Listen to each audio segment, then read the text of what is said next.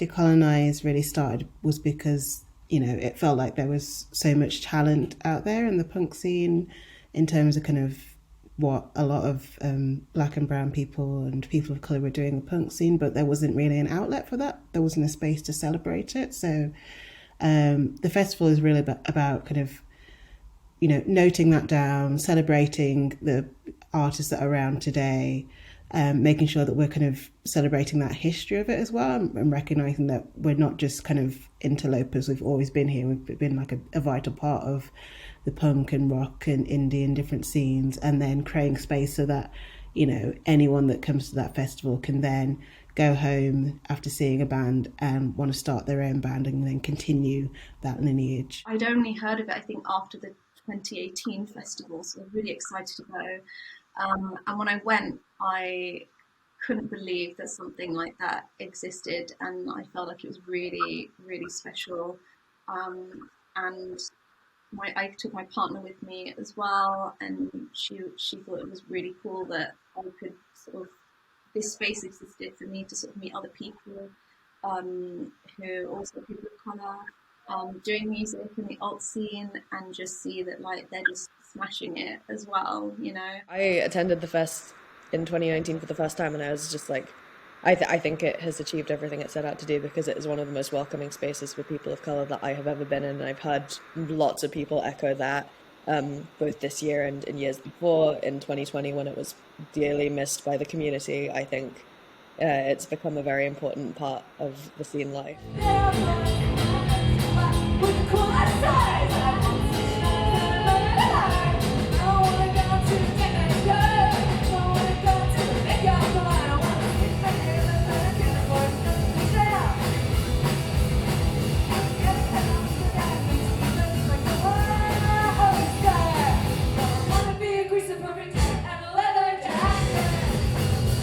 The first time I actually attended Decolonise was as part of the volunteering team, so I was on door for the first 4 hours of the festival in 2019, and I was, even just doing that, I was like, there's something very different about being here to being anywhere else. There was a sense of being able to breathe out that I really did not realize I had been holding in my entire life until I got there.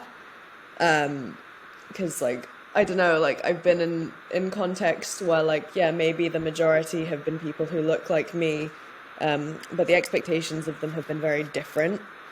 For instance, if I'm hanging out with my family and my parents' friends and those people, yeah, they might be brown, but there's kind of an expectation of me to be a doctor or something, which is always there, and is always it's always there even when you're not talking about it. So you'll be having dinner with these people and they'll be like, so what are you doing with your life? And it's it's a Tuesday. Why are you doing this to me? I think that when you get to somewhere like Decolonise Fest and you don't have that, you come without that set of expectations of people, you're just there's nothing about your vocation or what you're doing with your life or whether that's enough. It's just you don't have to justify your existence there. You're just allowed to exist, and that's really great. And I think a lot of people feel that way.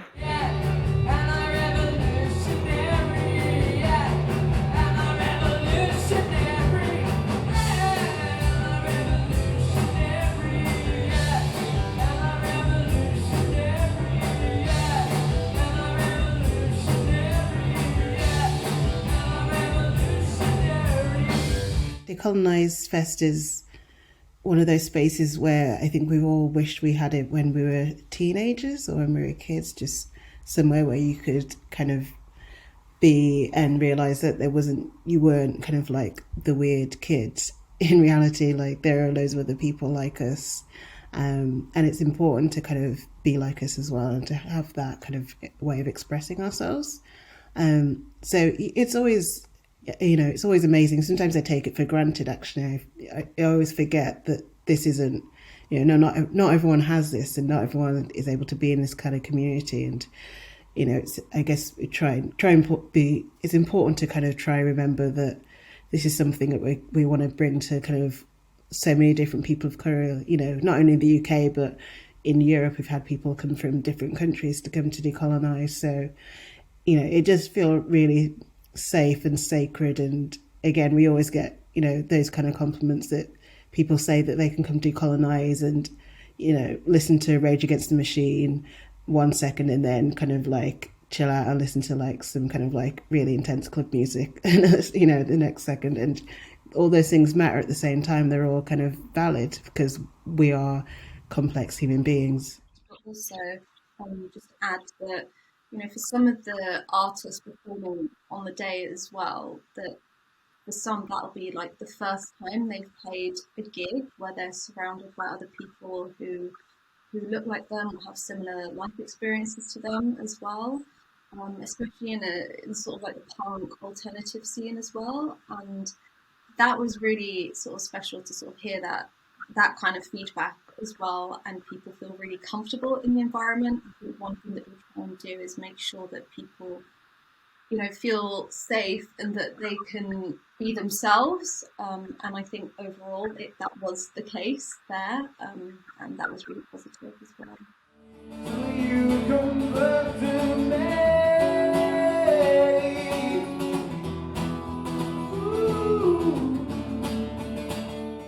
It's the thing I use when I'm upset. It's the thing I use when I'm happy. I think music's one of the best way to kind of connect and reach out with people and kind of really educate yourself about who you are as a person. And I think going to shows is a great way of expressing that and playing shows. And I think what's good about the DIY scene is it's not just individuals, it's a community, and it doesn't matter where you are, you're part of a community because you're part of the DIY scene. Community is such an important thing because you can't do something on your own. I feel like community and being part of a network is so important because it doesn't matter where you are in the country or in the world. If you're not part of the community, it's more difficult to get ahead and be known. Whereas if you are, it's a warm feeling and you are, you know, it's nice to be a part of something. Basement, and I become complacent. Maybe. I don't want to stop on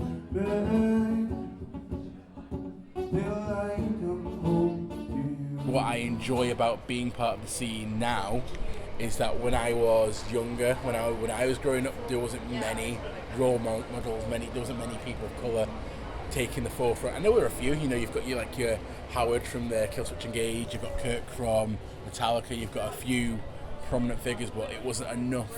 It felt like an anomaly, and I feel now we're getting to a point where it's not just being tokenized, it's not just an anomaly, it's, you know, people are going to start looking deeper and finding that POCs really are the heart of the alt community.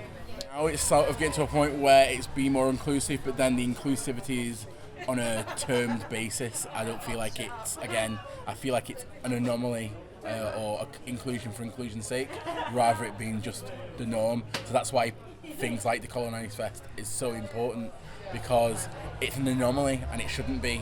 It shouldn't just be like one festival where queer punks and, you know, black punks and women can be in the forefront and be right, and it shouldn't just be like a thing like this. It shouldn't be an anomaly. It should be where, you know, we know, not even just noticed on the attributes that I've mentioned, but noticed on the talent as well, and that's kind of a part of it too. And I feel like a lot of those things get overlooked for sure. Like I feel like myself, in terms of the scene, I have to work 5 times as hard as a person of non-colour or who's a cisgender man. I feel like I have to try harder to write better songs and get good opportunities, where I feel like in the same space, people who aren't part of that just get it handed to them. So I feel like there needs to be more equal opportunities for everyone.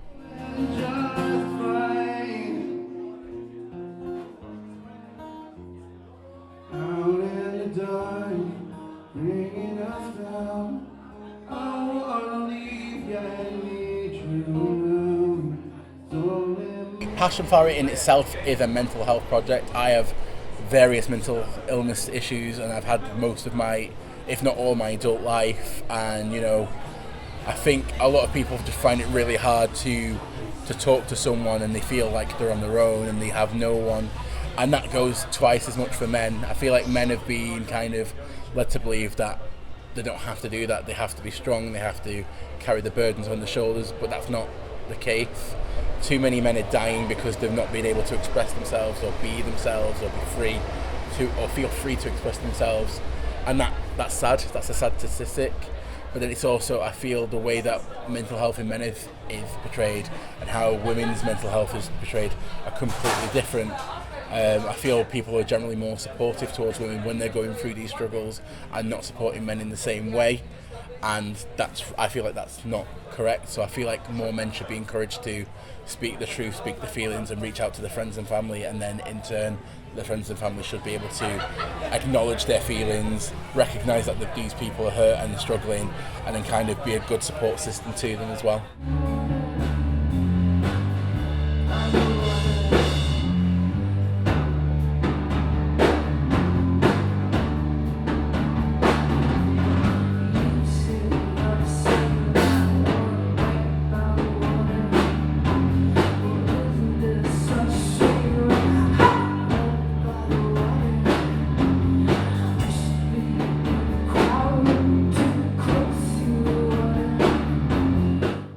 The reception to the festival this year, I think, was like one of kind of massive relief as well, that it's like finally happened again. It's been, yeah, like I think it was really something very positive for the community. A lot of people came from quite far away in the country as well to get there. Not just our bands, but also like audience members came from like the north. I think there were a couple from Scotland even. It was like, yeah, people came quite far afield for it, considering we didn't have a venue until quite close to the date. So like the fact that they had made their plans before we did is really meaningful and deep.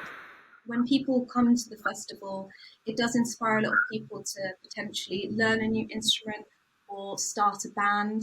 And I guess having those kind of workshops gives people the opportunity to learn a new skill potentially in that space, or to get a taste of it before they go on to maybe invest more time and money into learning that instrument or that skill.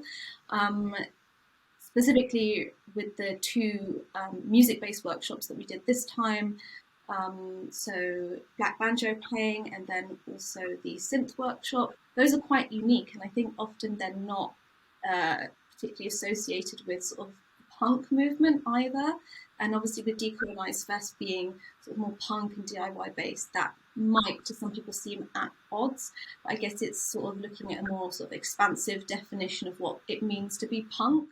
And then we also had a panel discussion celebrating previous people who have actually been who have performed at the festival and seeing where they're at today since performing, which is really exciting because the festival's been going on for about 5 years now. I believe 2 of those years have obviously been during lockdown, but it was really nice to hear people's experiences of how, you know, the festival has impacted their careers as musicians, but also what the festival means to them and sort of their future hopes for it as well.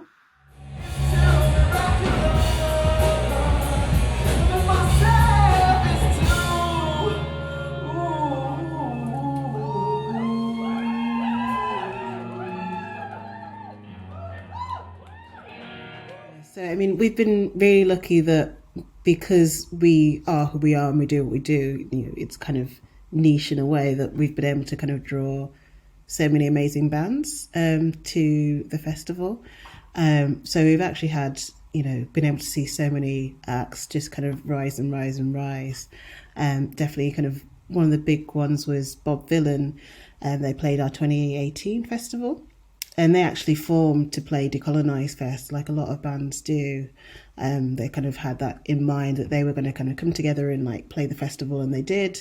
And it was amazing, and kind of just seeing them kind of continue to kind of grow and find their space. And now they're kind of, you know, touring with, I think they've just come off tour with Amyl and the Sniffers in the States. And just kind of going on to bigger and bigger things. You know, it's amazing that they got their start here with us, and they still kind of rep us as well, and we're still in touch with them. Also, Nova Twins, who are doing amazing things. They just had their album out, and that got nominated for a Mercury Prize, which we're so happy about and so amazed for their success. But again, they were kind of just taking off as they played our festival, and they almost didn't make it as well. They got stuck in the Eurotunnel coming from France and had to like rush onto stage. But they did it and they played, and yeah, it's just amazing to have them as part of the alumni. But yeah, there's so many more bands that I know will kind of keep going, keep rising, and there are probably loads that I haven't mentioned. So the music I write and I make comes out in quite a particular way, but you know, punk music, learning about people like Polystyrene, Rhoda Pauline Black, The Slits, Sue Catwoman, Chrissy Hind, you know, I'm probably missing out lots of people, you know, like Deborah Harry, you know, not all of these women were women of colour, but these are the women that I learnt about as an alternative force, and they gave me the confidence and the strength to get out of bed. So even though my music might not necessarily be punk, it definitely comes from that spirit.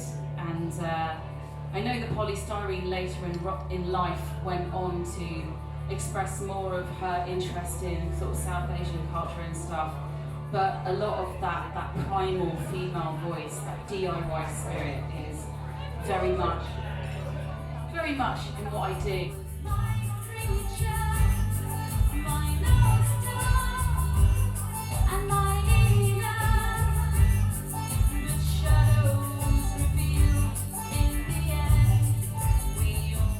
Kind of make sure that Decolonise Fest stays, you know, for our community. You know, we don't want to sell out and start advertising for Nike or something. But also kind of making sure that we have the funding available, that we have the resources that we can provide and give our artists and our audience the kind of experience that they need. You know, it is quite difficult, and that's kind of been our, you know, main struggle over the years. So trying to kind of get out there and reach new people and make sure that they know that this is something that is worth kind of investing in, making sure it'll be around for, you know, years to come, is kind of been one of our main kind of focuses in the last couple of years.